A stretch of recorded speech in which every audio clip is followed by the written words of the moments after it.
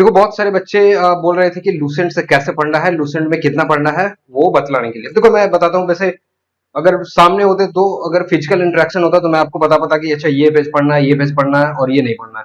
लेकिन अभी देखो फिजिकल इंटरेक्शन पॉसिबल नहीं है और मैं एक एक पेज भी आपको लगा नहीं सकता हूँ वहां पे। तो फिर वो बतलाना मेरे लिए बहुत मुश्किल हो जाएगा, राइट। बहुत ज्यादा एफर्ट लग जाएगा और हो भी नहीं पाएगा। अगर होता तो मैं फिर भी कर देता, क्योंकि वो पॉसिबल नहीं है कि मैं आपको फिजिकली बता पाऊँ कि ये पेज आपको पढ़ना है, ये पेज आप पढ़ सकते हो इस तरीके से लूसेंट से। तो वो पॉसिबल नहीं है। तो मैं देखो बेस्ट चीज आपको बताता हूँ कि आप फिर भी कैसे सबसे अच्छे तरीके से आप कर सकते हो। तो देखो सिंपल सा बात क्या है ना, उससे पहले हम छोटा सा एक आपको एनालिसिस दिखाने की कोशिश करते हैं। देखो हमें पता है कि 25 क्वेश्चन आपको 25 क्वेश्चन आपको पता है कि मेंस में आने वाले हैं, क्लियर है हमारा। ये हमें पता है कि 25 क्वेश्चन आने वाले हैं। अब देखो हमारा टारगेट क्या होना चाहिए। देखो एक बेहतर टारगेट क्या होगा ना जीके में, कि आप यहां से 25 क्वेश्चन में से आप कम से कम 18 प्लस माइनस 2 क्वेश्चन सॉल्व करो। जैसे मैं क्या बोल रहा हूं, ये है 18 प्लस माइनस 2। इतना क्वेश्चन अगर आपने सही से सॉल्व कर लिया ना, आई थिंक अगर 20 क्वेश्चन हो गए तो बहुत ही अच्छे मार्क्स आ जाएंगे। और अगर 18 क्वेश्चन भी हो गए अगर सही, और मान ली दो चार दो गलत भी हो जाते हैं, तीन गलत भी हो जाता है, फिर भी बहुत अच्छा मार्क्स बन जाएगा।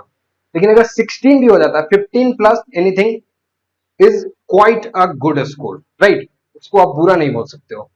ठीक है, तो इतना हमारे पास टारगेट है कि हम इतना क्वेश्चन को टारगेट करने का सोचेंगे। अब देखो इसके लिए क्या कर सकते हैं हम, देखो अब देखो मैं एक चीज समझाने की कोशिश करता हूं कि पेपर टफ और पेपर इजी कैसे हो जाता है। अब देखो 5 क्वेश्चन इसमें से आपको मैं बताऊं, अगर इसको मैं 3 पार्ट में डिवाइड करूं। देखो तो पहला पार्ट आपका बनता है सीए का, करंट अफेयर से। ये आपको पहला जो पार्ट है वो सीए का 5 क्वेश्चन, तो आप यहां से मान के चल सकते हो कि एटलीस्ट करंट अफेयर में आपके 5 सवाल तो बनेंगे ही बनेंगे। करंट अफेयर का 5 सवाल तो आपको देखने को मिलेगा ही मिलेगा। अब देखो इसमें क्या करेगा, अगर मैं इसको अगर दूसरा पार्ट बोलूं, ये प्रीवियस ईयर वाला पार्ट है। ठीक है, प्रीवियस वाला पार्ट है। और अगर पेपर अगर उसको आसान बनाना होगा ना, तो वो क्या करेगा इसमें कि इसके 10 सवाल डाल देगा वो। ठीक है, 5 सवाल आपके पहले से आपको पता है करंट अफेयर का हो गया।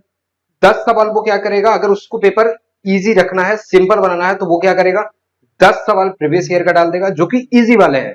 जो आप देखोगे आपको पहले से पढ़ा हुआ रहेगा, आप सीधे मार्क कर सकते हो। ठीक है, तो 10 सवाल वो इस तरीके से बना देगा। और बाकी आपका कितना बच गया, तीसरा में बच जाएगा फिर आपके पास 10 क्वेश्चन, जो कि वो थोड़ा सा मॉडरेट लेवल के सवाल बना देगा वो, मॉडरेट और न्यू टाइप कर देगा थोड़ा सा। लेकिन आपको पता है कि पूरी तरीके से वो चेंज नहीं करता है। या फिर अगर उसमें से 10 क्वेश्चन है ना, तो 10 क्वेश्चन में वो 5 क्वेश्चन बहुत ही अलग रख सकता है, अटपटांग से डाल देगा, वो किसी को पल्ले नहीं पड़ता। ठीक है, तो हम इसके बारे में ज्यादा केयर नहीं करेंगे। मैं वही बार बार बोलता हूँ कि आप देखो, अगर यहां से आपने 5 सवाल में से अगर मान लिया आपने 3 क्वेश्चन निकाल लिए, ठीक है, करंट अफेयर से आप यहां से 3 क्वेश्चन निकाल लो। यहां से अगर 10 क्वेश्चन आ रहा है प्रीवियस ईयर वाले में से, और ये इजी वाला पोर्शन होता है, अगर उसको पेपर सिंपल बनाना होता है ना, तो बहुत ही ज्यादा सिंपल कर देता है।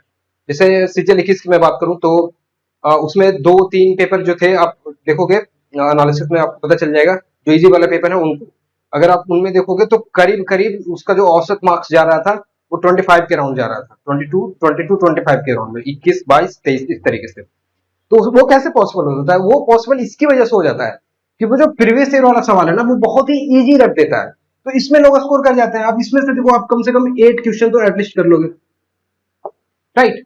अब 8 यहां से आपने कर लिया, 3 यहां से कर लिया, तो 11 क्वेश्चन तो आपको ऐसे ही हो गए। इसलिए जो आपका एवरेज मार्क्स देखोगे ना, तो वो 22 प्लस तो ऐसे ही चला जाता है इजी पेपर वालों का। जो आपके इजी पेपर है, सीजीएल 21 का जो इजी पेपर हो गया, या सीएचएल 21 का जो इजी पेपर है, अब उसमें देखो तो आपको पता चल जाएगा कि एवरेज में 22 से प्लस ही होते हैं। और जो अच्छे वाले बच्चे होते हैं, जो जिन्होंने जीके पे जेन्युइनली मेहनत करा होता है, वो क्या करेंगे, इसमें आराम से 4 क्वेश्चन यहाँ से निकाल लेंगे। वो यहाँ से करीब 10 में से 10 निकाल लेंगे। अगर इजी है, प्रीवियस ईयर है, तो वो आसानी से यहाँ से निकाल सकते हैं, और 5 यहाँ से निकाल लेंगे। अब देखो यहाँ से कितना बन गया, 4 5 9, ये 19 क्वेश्चन। अगर 19 क्वेश्चन आपने कर लिया, बहुत अच्छे नंबर हो गए, 38 मार्क्स। अगर पहले के हिसाब से देखें तो 38 मार्क्स मिल जाएंगे इसको। और अगर 2-3 गलत भी हो गए मान लिए, तो 2 नंबर कटेगा, तो फिर भी 37 36, तो इसको जरूर 36 प्लस तो मिल ही जाएंगे। ठीक है, तो ऐसे होता है कि इजी पेपर में स्कोर आप ऐसे करते हो। और अगर उसको अगर मान लीजिए वो टफ बनाना चाहता है, ठीक है, तो वो क्या करेगा आपको, वो टफ अगर बनाना चाहेगा तो वो इसको चेंज करके क्या करेगा, आप यहाँ जो 10 क्वेश्चन देख रहे थे वो इसको सीधे कर देगा 5 क्वेश्चन, ठीक है। वो कर देगा आपका 5 क्वेश्चन, जो प्रीवियस वाला जो पार्ट है, वो जो प्रीवियस ईयर इजी वाला पार्ट था उसको कर देगा वो 5 क्वेश्चन, और इस वाला जो आपका मॉडरेट वाला पार्ट था ये कर देगा उसको 15 क्वेश्चन। अब देखना ये हो गया पेपर टफ वाला सेक्शन। क्यों कि अगर मान लीजिए सीए के 5 सवाल में से अगर औसतन आपका 3 क्वेश्चन हो भी जाता है, आप यहां से 5 में से अगर मान लीजिए 4 भी कर लेते हो, लेकिन आप देखना यहाँ पे मॉडरेट क्वेश्चन आ गया, ठीक है। ये वो क्वेश्चन है जो पहले प्रीवियस में नहीं डायरेक्ट पूछे गए हैं, उसके आसपास से पूछ सकता है, नया फॉर्मेट बना देगा। जैसे अबुल फजल जो किताब लिखा है आईने अकबरी, ठीक है, तो वो क्या करेगा ना कि पहले अगर वो उसको इजी रखना है तो वो पूछेगा कि अबुल फजल कौन सा किताब लिखा है, ठीक है, या फिर ऐसा पूछेगा कि आईने अकबरी किसके द्वारा लिखा गया, तो वो आप लगाओगे कि अबुल फजल है।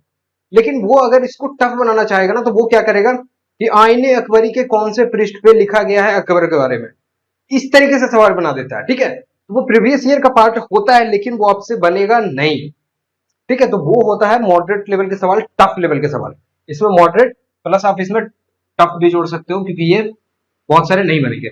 अब देखो इसमें से अगर मान लीजिए अच्छा लड़का है तो वो 4 यहां करेगा, 3 यहां करेगा और यहां 5 करेगा 15 में। अब देखो 9 दिन 12 यानी मैक्सिमम 12 सवाल बन गए, तो आपका ये जो ठीक ठाक जिन्होंने तैयारी की होती है वो 12 सवाल कर पाएंगे, और जिनका वीक होता है वो आराम से इसमें से 8 करेंगे, 7 करेंगे। इसलिए आप देखना इसका जो ओवरऑल स्कोर हो जाएगा ना वो एवरेज, वो अराउंड 12, 14, 16 इस तरीके के एवरेज बन जाता है। जो ओवरऑल पेपर का एवरेज देखोगे तो वो 12, 14, 16 रह जाएगा। अगर वो टफ बनाना चाहता है तो देखो यहां से मैं दो बातें क्लियर करना चाहता हूं कि देखो अगर उसके मन में अगर रहेगा कि वो अगर टफ पेपर बनाना चाहता है तो वो यहां से 15 सवाल टफ कर देगा और आपसे नहीं होगा, ठीक है। और अगर वो इजी पेपर रखता है तो 10 सवाल जो है प्रीवियस ईयर के आपको मिलेंगे ही मिलेंगे, उसके अराउंड में तो पक्का ही मिलेंगे। तो देखो हम तैयारी किस लिए कर रहे हैं, हम तैयारी कर रहे हैं ताकि एक रेलेवेंट स्कोर किया जा सके। अब देखो मॉडरेट वाले में से किसी से स्कोर नहीं हो पाएगा, ठीक है, वो चाहे कोई भी रहो, चाहे मैं मेरा भी औसत स्कोर रहा है 35 के राउंड, लेकिन अगर वो टफ बनाना चाहेगा ना तो मेरे से भी नहीं हो पाएगा। इट्स ऑब्वियस यार, क्योंकि मैंने भी प्रीवियस ईयर से ही करा है। तो अगर वो अलग जगह से पूछेगा तो मैं भी नहीं कर पाऊंगा, इट्स ऑब्वियस, कोई नहीं कर पाएगा। तो हम क्या करते हैं ना, आपको क्या करना चाहिए, मैं आपको सजेस्ट क्या कर रहा हूँ कि अब देखो पढ़ना कैसे, मैं वो सजेस्ट करना चाहता हूँ। अब देखो हमें समझ में आ गया कि जो वो अगर चाहता है कि अगर वो टफ बनाए तो वो टफ बना सकता है, अगर वो चाहता है कि मॉडरेट पेपर रखा जाए, इजी रखा जाए तो वो इजी कर सकता है। अब इतना हमें क्लियर हुआ कि ये हमारे हाथ में नहीं है कि वो पेपर कैसा बनाएगा। तो हमारे हाथ में क्या है कि हम प्रीवियस ईयर को कंट्रोल कर सके, ताकि जो आपका 5 क्वेश्चन यहाँ सीए का है, करंट अफेयर का, और 10 क्वेश्चन जो ऑलमोस्ट अगर आप एनालिसिस करोगे तो आपको पता चल जाएगा कि 10 क्वेश्चन प्रीवियस ईयर के आते हैं इजी वाले पेपर में। तो हम क्या करेंगे, 5 क्वेश्चन यहां से, और जो 10 क्वेश्चन था आपका ये प्रीवियस वाला पार्ट, अगर वो मॉडरेट पेपर रखेगा, इजी पेपर रखेगा तो हम क्या करेंगे, इन 15 क्वेश्चन को अच्छे से पकड़ बनाएंगे। समझ में आ रहा है, 5 क्वेश्चन सीए का और 10 क्वेश्चन प्रीवियस वाले का।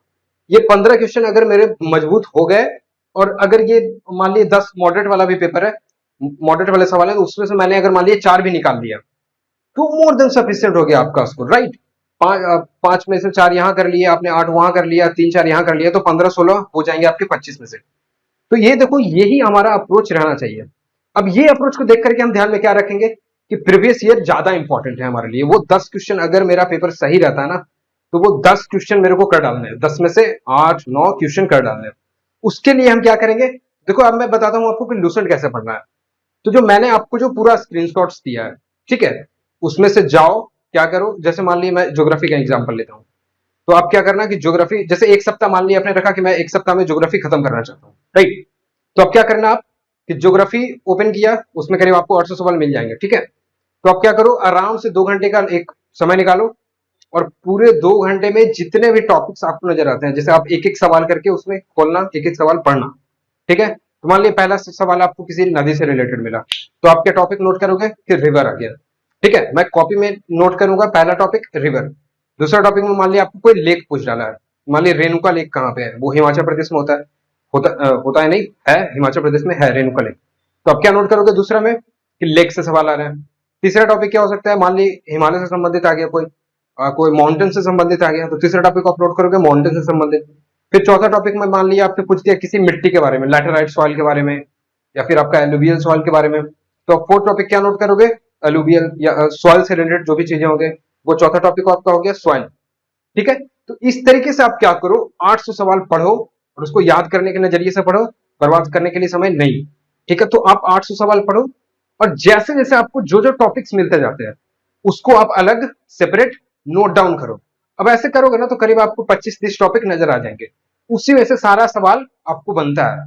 तो आप क्या करना, आप एक सप्ते का समय लेना, एक हफ्ते का पूरा 7 दिन का समय लेना और पूरा उसको एक एक टॉपिक को आप रिमेंबर कर जाना लूसेंट से, और जो मैंने आपको वीडियोज प्रोवाइड करे हैं उसमें, जैसे रिवर का टॉपिक आ गया तो रिवर वाला आप पूरा एक देख लोगे कि गंगा वाला रिवर है, ब्रह्मपुत्र वाला है, और जो आपका सिंधु वाला है रिवर सिस्टम, तो पूरा रिवर सिस्टम कंप्लीट कर लिया, पहले वीडियो से वॉच कर लिया, और उससे जो भी सवाल आपको पता चल जाएगा, सवाल आपने अगर प्रीवियस ईयर पढ़ लिया है तो आपको पता चल जाएगा कि अच्छा इसका जैसे रिवर गंगा है तो गंगा का ट्रिब्यूटरी भी पूछता है कि सोन नदी किधर से आके मिलता है, कौन से साइड से आके मिलता है, तो ऐसे सवाल आपको पता होंगे पहले से।